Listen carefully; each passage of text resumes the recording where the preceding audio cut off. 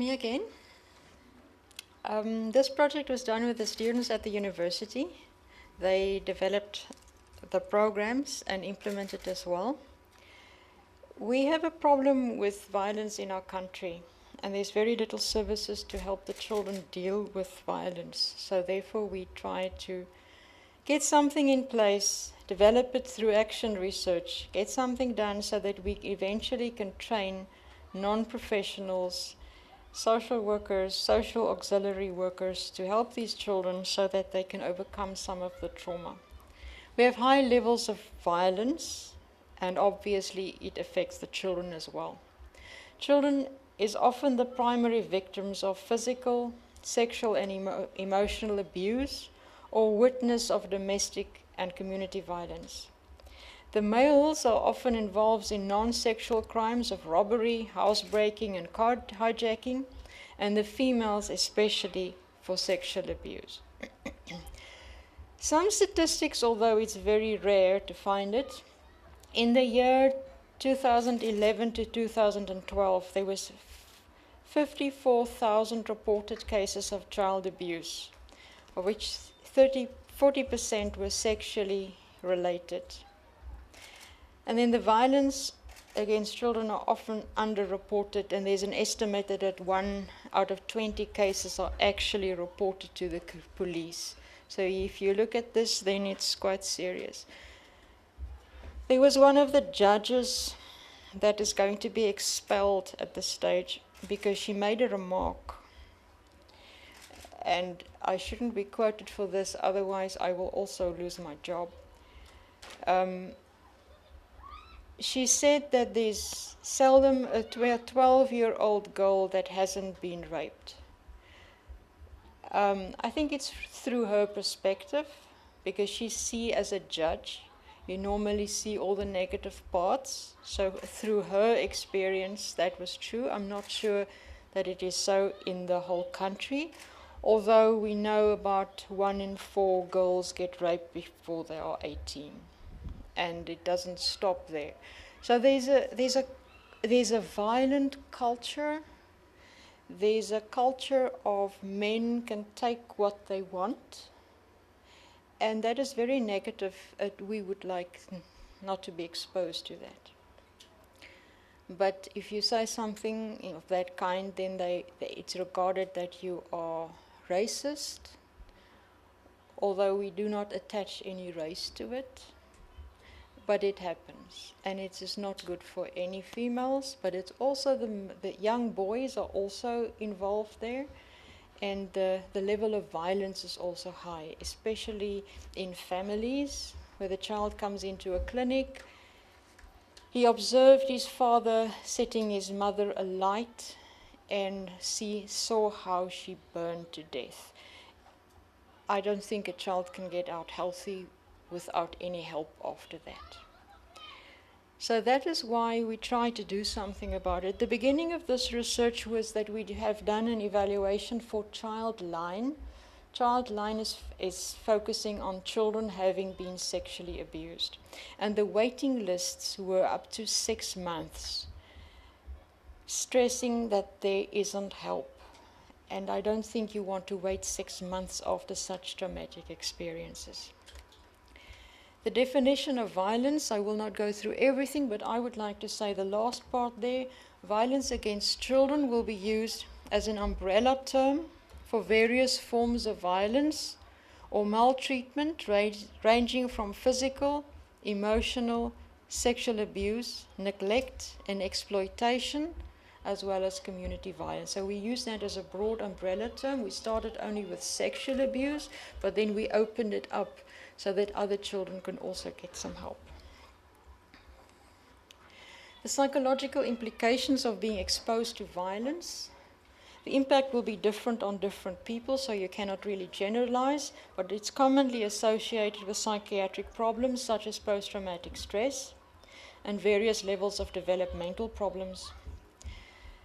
The traumatic event often inhibits normal development and has some impaired self-concept, distorted sense of relationships, and a view of the world. The psychosocial and adjustment problems, like low self-esteem, anxiety problems, and emotional regulation, social interaction and behavioral problems. In a recent study we have done with adolescents, we found that adolescents exposed to violence were more emotional volatile, had difficulty to regulate their emotions, were more anxious and more sensitive to environmental stressors than children who has not been exposed. Treatment is important to prevent development of psychiatric disorders in childhood and also in adulthood. We see many adults with problems, and then you can refer back to exposure to violence when they were young. It has been said this morning quite often, there's a lack of services. There's a lack of general services for children, there's a lack of services for everybody. And then there's even less for children. The existing services are underfunded and understaffed. There's a lack of psychologists, psychiatrists, and then school-based counselors as well. The school-based counselors can probably pick them up earlier. So what happens is that you see in the clinics, you see children that are likely to be referred only when their functioning is severely affected. And most interventions are run by overburdened social workers managing very high caseloads. The goal of this project is to establish group interventions for children exposed to violence. The idea is to use groups so that they can also support each other and so that there's more than one person at the same time that can get help. And eventually we would like to have more structured interventions so that we can train non-professionals to do the work in communities as well. The context we are working in is in Itsoseng community-based clinic in Mamelodi, which is quite close to Pretoria, the capital of the country. The clinic is run under the auspices of the University of Pretoria, and it provides free psychological services to the community of Mamelodi. Mamelodi is a poor community. It houses low to some middle-class population with very limited resources, and there are a lot of social problems in these communities. Just a picture. What I mean by informal housing is that it's a shack mostly built of zinc or carton papers with some kind of zinc on top. That is how a lot of our communities stay. The participants in this project were children and adolescents having experienced violence that was screened by the clinic.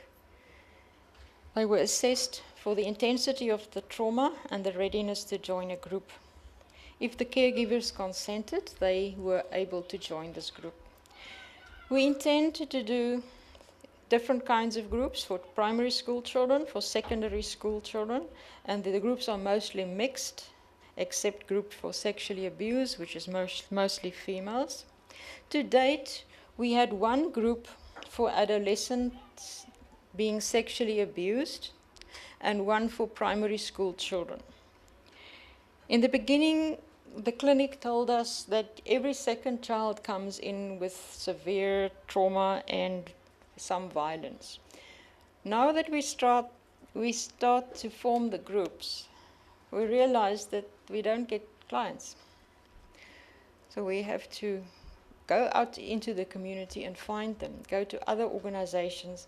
And the children said, my parent made the booking because my parents think I have a problem, but I'm not mad. I can deal with everything. Especially the adolescents are not willing to come forward for help, which is an interesting thing because I think especially the adolescents have to deal with their own problems. The younger children are more willing to come because their parents say so. So it's an interesting situation. We think we are developing something that really will make a difference, and we battle. But we'll get there. I think as the word goes out, we will we will find it easier to get children because the ones who went through the program will talk to others that experience the same. The group interventions were based on trauma-focused cognitive behavior theory and the social ecological theory, taking the community environment into account. It was psychoeducational because we don't only want to focus on the reliving of the trauma, but more on how do I deal with the emotions afterwards and how can I prevent things from happening again. So we looked at emotion education, emotional regulation, relaxation and stress management, connecting thoughts, feelings and behaviors, discussion of the traumatic event, raising self-esteem, safety skills, interpersonal skills, and coping skills. So there were 6 sessions in each of the interventions, 1 hour, 1.5 hours each. The goal of this intervention was to establish a safe environment to share their personal experiences, to encourage relationships and less isolation, to facilitate self-esteem and communication, to provide psychoeducation, to enhance positive coping, to provide external support services that they can use afterwards. This is an example of the sessions for adolescents. To start with a safety environment, to build a trusting environment amongst each other. Then to have a session on psychoeducation, how the experiences of trauma and how do you deal with it. Developing and enhancing self-esteem, effective communication skills, problem-solving skills, and then how to identify and use your external resources. This is for the younger children, getting to know each other, the relationship building, learning about upsetting and confusing events, about my feelings, take a deep breath and relax, about safety and building up a survival kit. The evaluation was through the observation of the facilitators, who were the students, process notes of their group dynamics, and then the verbal feedback of the participants after the intervention. We identified the themes coming out. There were supportive relationships, and they break the isolation so that they don't feel so alone. I would like to read one of the quotes at the beginning. It was hard to talk about my feelings and my experiences, but then I came to realize that I'm not the only person who had been through a bad situation. So I had to agree that I must just have to open my heart and leave everything that is in my heart that is hurting me, so that I can be free. And now I can see that I'm living to be free. One of the adolescents who have been sexually abused. They learn to cope with their emotions and learn from others how to cope with difficult things. And they had a sense of relief by expressing it. I could share my feelings with someone, and I don't need to keep it all in. It's nice to know that there are people out there who care about what other people are feeling and thinking. The other one is, I feel as if I can be myself around people more, and I don't get as angry as easily as with my classmates. I was always moody, but the intervention group reminded me of the good in me and helped me to change. Improved self-esteem. The last one there, I learned a lot about myself and who I am, and what makes me happy and what makes me sad. It made me proud of myself that I can stand on my own feet after everything I've been through. Interpersonal relationships improved because they related in the group, and that carried over to relationships at home so that they can deal with their emotions and also with the relationships outside. The conclusion is that the safety of that group made a difference, where they could share experiences and emotions with peers with similar experiences, so that they could understand the consequences of what happened to them. And this fostered self-esteem development improved relationships, and better coping strategies. This group intervention show value as an alternative, resource-effective treatment for children exposed to violence in a low-resource setting. This can make more services available for children exposed to trauma in resource-limited areas. And that is not saying that we ignore more serious post-traumatic stress, that the children with real intense problems we identify before the time and they get additional help. They get individual help, and then they can join the groups afterwards so that they can learn all these skills. Thanks.